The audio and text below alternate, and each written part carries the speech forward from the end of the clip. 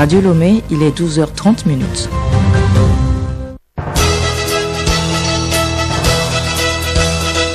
Le journal Léontine Atoguima.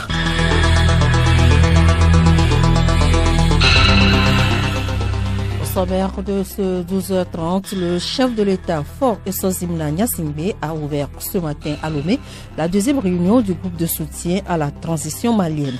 La rencontre est destinée à accélérer le processus de passation de pouvoir au Mali.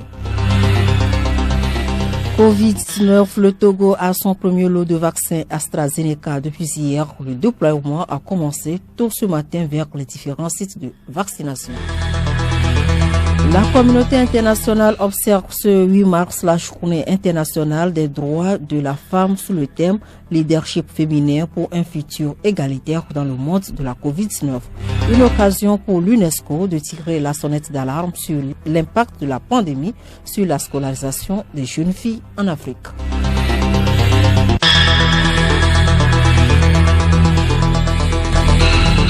radiolomé.tg. Mesdames et messieurs, bonjour et merci de choisir Radio Lomé pour vous informer. Le président de la République, Faure Essozimna Gnassingbé, a ouvert ce matin à Lomé la deuxième réunion du groupe de soutien à la transition au Mali. Au terme des échanges, une solution innovante doit être trouvée pour une gestion politique du Mali dans la stabilité. Théophile Dandakou. Le chef de l'État, Faure Essozimna Gnassingbé, a d'abord félicité les différents acteurs intervenant dans la gestion pacifique du pouvoir de transition politique au Mali. Il a ensuite demandé aux participants de Lomé de fructueuses réflexions pour une paix durable au Mali. Le groupe continuera d'être au centre de la coordination internationale sur la situation au Mali afin d'éviter la duplication inutile des efforts et le gaspillage de ressources rares, surtout dans le contexte de la crise sanitaire, en appui aux efforts conduits par les autorités maliennes. Notre soutien aux pays frères du Mali, dans le cadre de ce groupe, se veut donc davantage plus performant, plus efficace et plus ciblé pour créer un impact positif et durable sur les défis les plus pressants évoqués plus haut.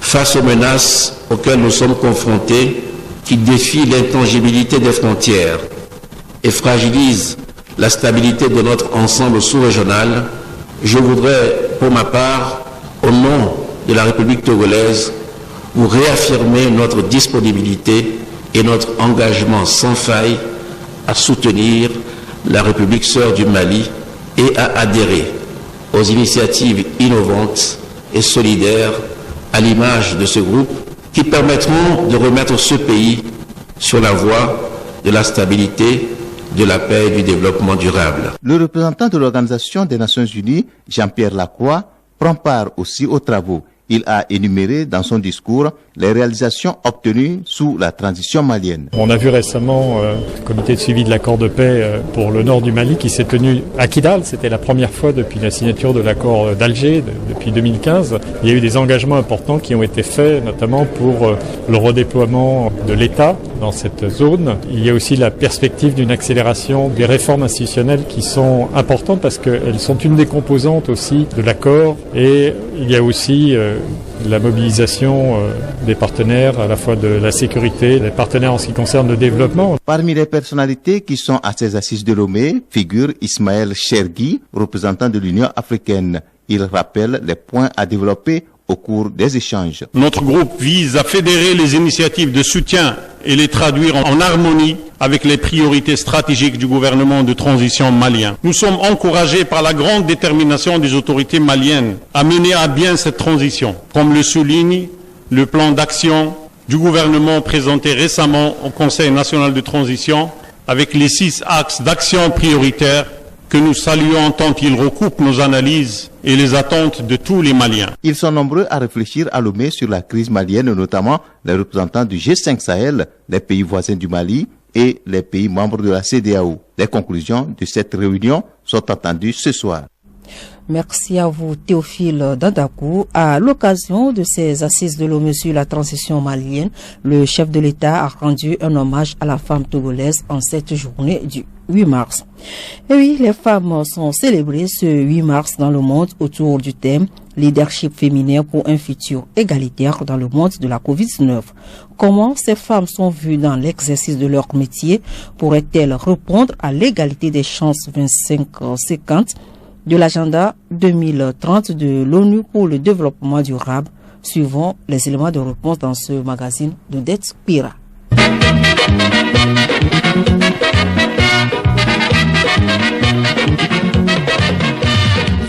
Les femmes dans le monde du travail en mutation planète 50-50 d'ici 2030, que pense la rue? Les femmes évoluent et on voit que les femmes sont plus intelligentes que les hommes. C'est pour cela que d'ici 2030, moi, je suis sûre qu'on aura 50-50.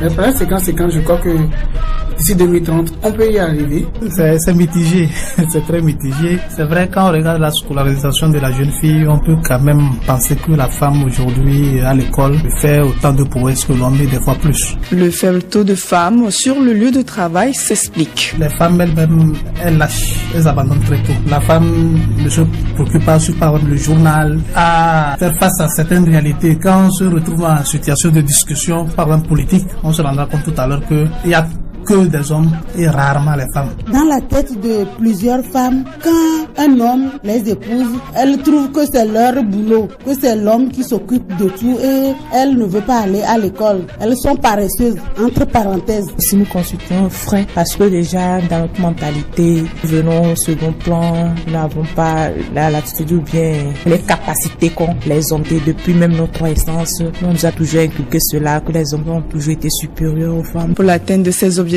il faut de la volonté. Kofi Gani, directeur de cabinet du ministère de l'Action sociale. Planète 50-50, est-ce que c'est possible d'ici 2030? Je dirais d'emblée oui, c'est possible. C'est possible parce que il s'agit d'une question de volonté, une question de volonté politique, une question de volonté sociétale, une question de volonté de l'homme et de la femme. Les difficultés d'accès aux technologies en mutation constituent également un handicap pour les femmes, mais les signaux sont ouverts. Pour l'atteinte de la vision 50-50, chacun doit jouer sa partition.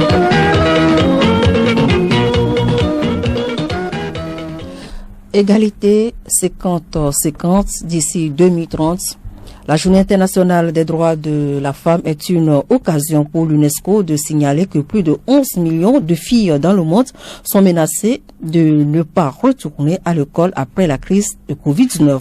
Elles manquent à l'appel essentiellement en Afrique. Déscolarisées, certaines ont été contraintes au mariage ou ont été victimes d'abus sexuels. La pandémie va-t-elle anéantir des années d'efforts vers l'égalité filles-garçons?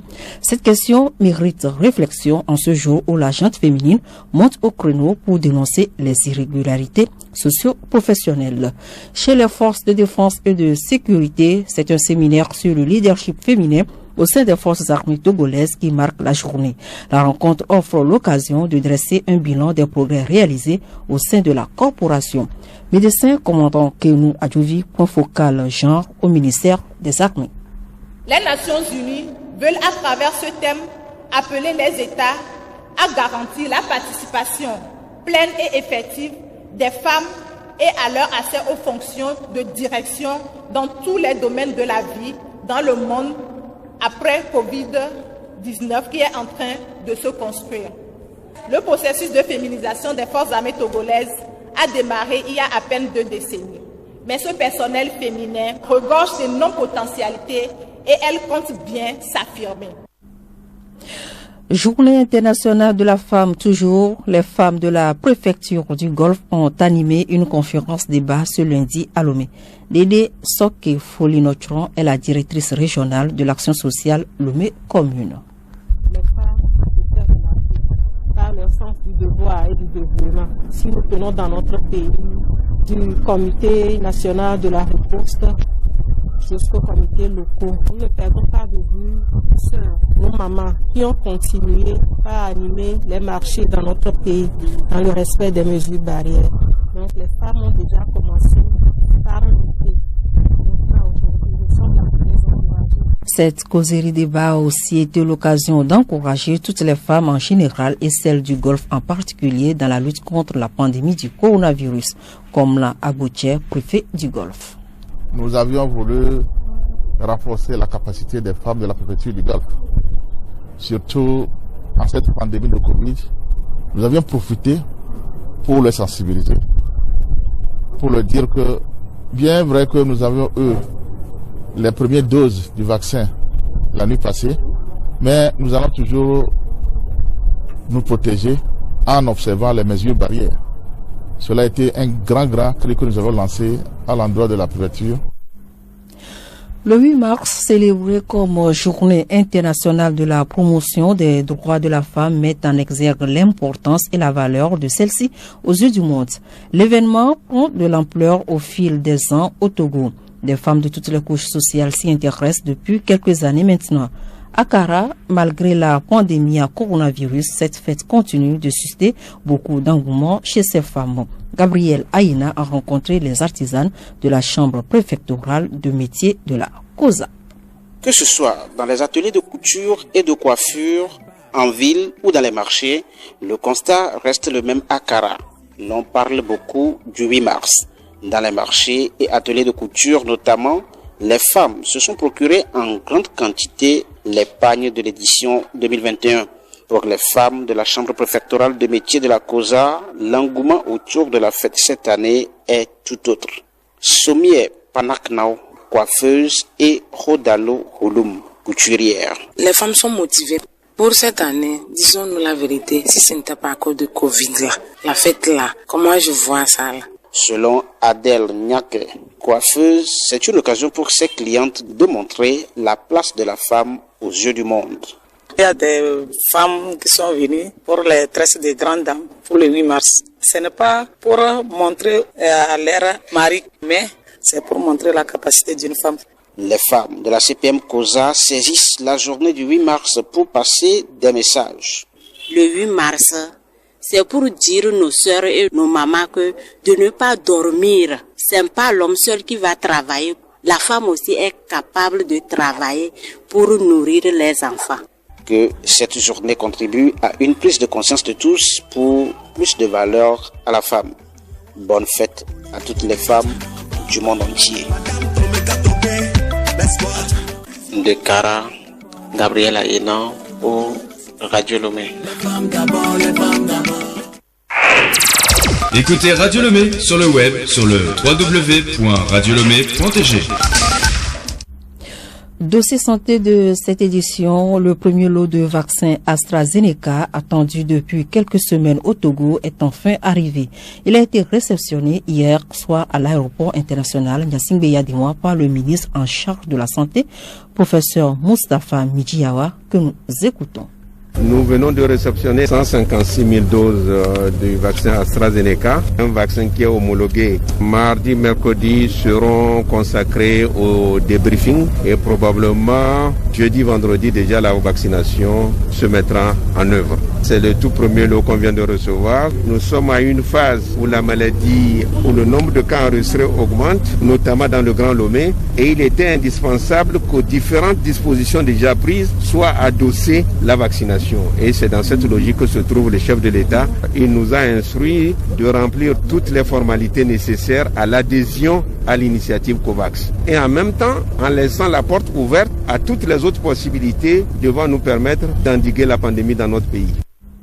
Le ministre de la Santé était entouré de son collègue de l'accès universel aux soins Assi Memesile et de plusieurs autres personnalités des organismes internationaux.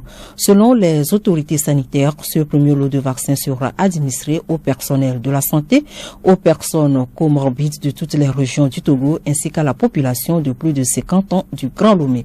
Colonel Djibril Mohamed, coordonnateur national de la riposte anti-Covid-19. Il faut remercier toutes les autorités de notre pays, mais aussi les partenaires qui nous ont aidés à avoir les premières doses. Vous tous, vous êtes d'accord avec moi que le vaccin est devenu de l'or et ce or est recherché partout. Pour nous, à la coordination, quand on voit les premières doses arriver, c'est dire que ça booste tout le système de la riposte déjà mis en place. Et ça nous permet de nous soulager en sachant que la vaccination va commencer et que petit à petit, la vie va reprendre de plus belle. Donc la vie normale va reprendre quand on aura vacciné environ 60% de la population. Nous sommes heureux que ce vaccin arrive.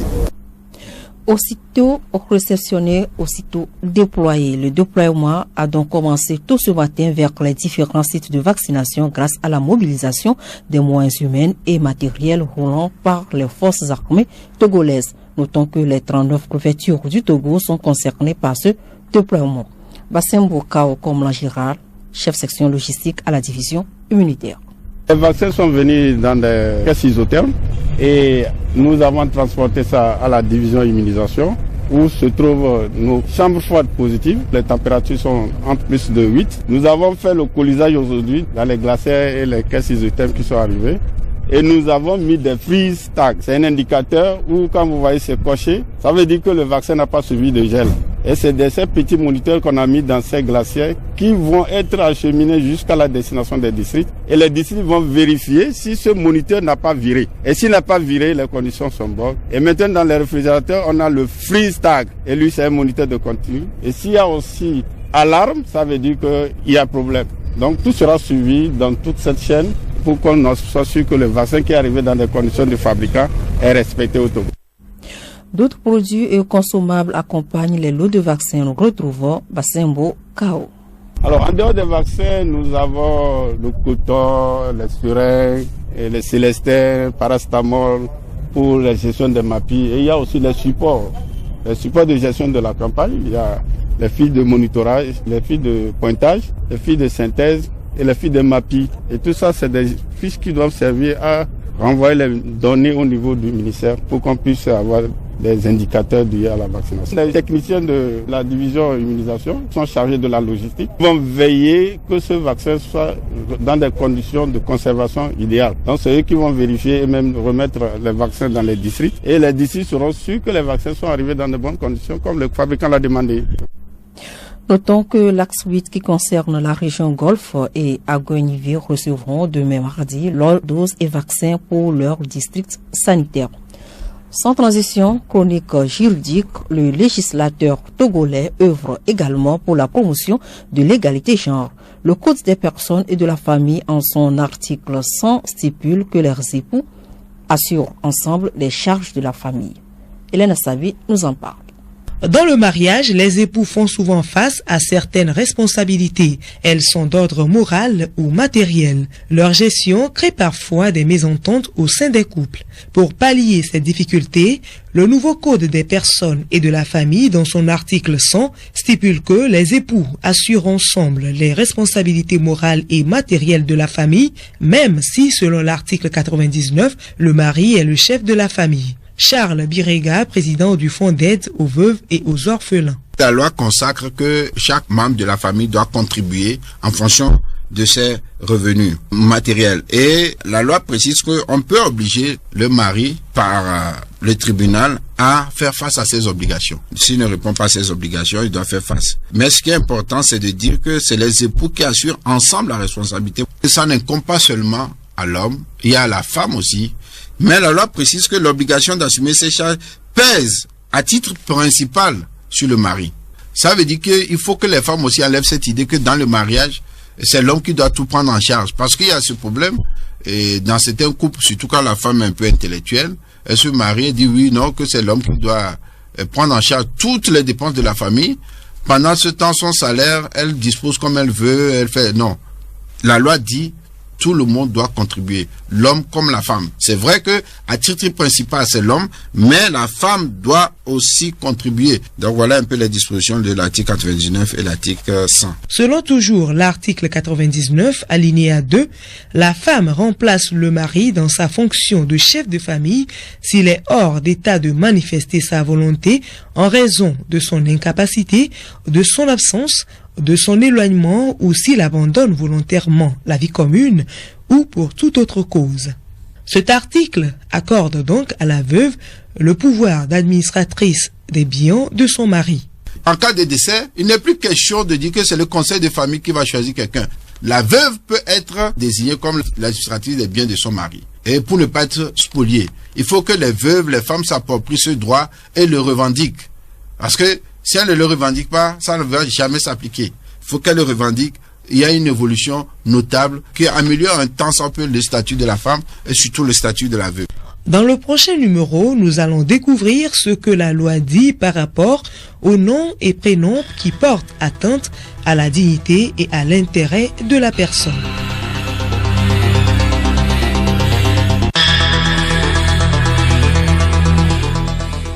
Point final à cette édition. Merci de nous avoir suivis. Le rappel des titres. Le chef de l'État Faure Essosimna Gnassingbé a ouvert ce matin à Lomé la deuxième réunion du groupe de soutien à la transition malienne. La rencontre est destinée à accélérer le processus de passation de pouvoir au Mali. Covid-19, le Togo a son premier lot de vaccins AstraZeneca depuis hier. Le déploiement a commencé tôt ce matin vers les différents sites de vaccination. La communauté internationale observe ce 8 mars la journée des droits de la femme sous le thème Leadership féminin pour un futur égalitaire dans le monde de la Covid-19. Une occasion pour l'UNESCO de tirer la sonnette d'alarme sur l'impact de la pandémie sur la scolarisation des jeunes filles en Afrique.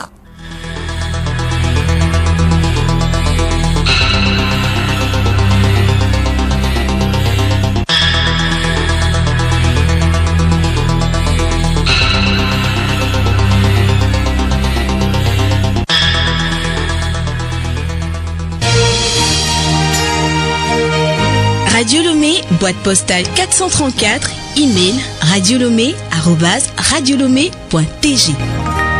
Radiolomé.tg